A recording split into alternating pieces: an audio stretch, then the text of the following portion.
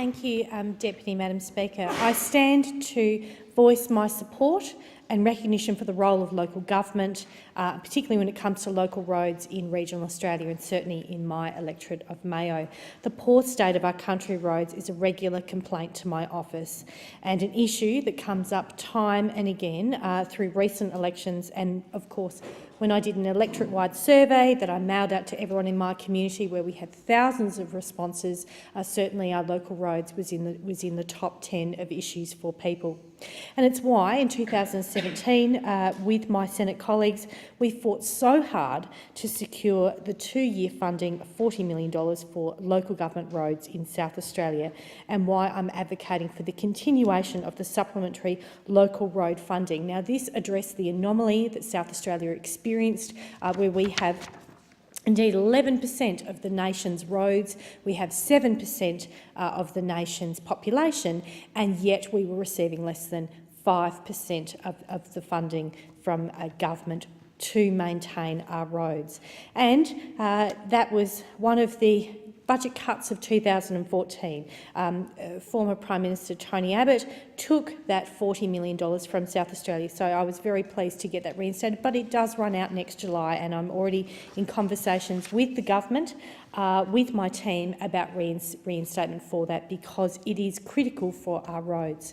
And look, I welcome the black spot funding for another 3 years, but I do call on this government to examine its long-term commitment to local road funding in South Australia, because I believe that piecemeal black spot grant applications for projects that may or may not be successful is just not enough.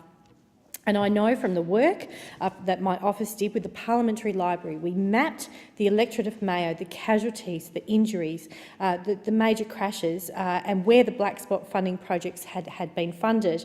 And when you look at that across the nation, the data of where the crashes are does not always marry with where the funding goes. And so I believe that the black spot funding is one of those projects that is always at risk of pork barrelling.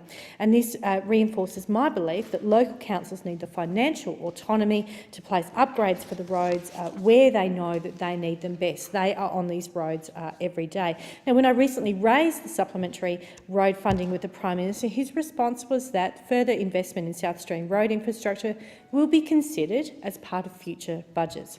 And this was after the Prime Minister spruiked South Australia's share of the Financial Assistance Grants Program, a program, let's not forget, the indexation for this was frozen again back in 2014 and only resumed in 2017-18. So we have a lag there in real terms for Council, and yet Council is expected to deliver more and more each year. Funding for local government should not be arms for the poor. We need to properly equip our local governments. They deliver on our roads, but they also deliver on a whole range of wellbeing programs throughout our community. And more state and federal governments are expecting councils to do more and more with the little money that they have. Now, in Mayo, we have challenging terrain, and we have sadly, very high level of fatalities in our region. And right now, my community is deeply mourning the loss of 2 teenagers on a crash between Strathalbyn and Wistow. It is a state government road, but it is one with limited passing opportunities and has failed to keep pace with the population growth and increased traffic in my community. And I know that the Alexandrina and Mount Barker councils have made numerous appeals in recent years to the South Australian government to invest in safety improvements. And I also raised this condition with the former state Labor government, and I understand that the new state Labor government is now considering upgrades. However, we have now lost 2 more people, and this is a road that needs urgent attention. As a member for Mayo, I am more than familiar with all the roads across my electorate that need upgrading: Victor Harbour Road, Main South Road, and the Adelaide to Mannum Road. My fellow members would know the needs in their regions. Local councils know their roads. Fixing local roads is usually the biggest part of their annual budgets, and why it's so important that we adequately fund them. And so I call on this government for South Australia, please continue the supplementary road funding and not just the $40 million over 2 years.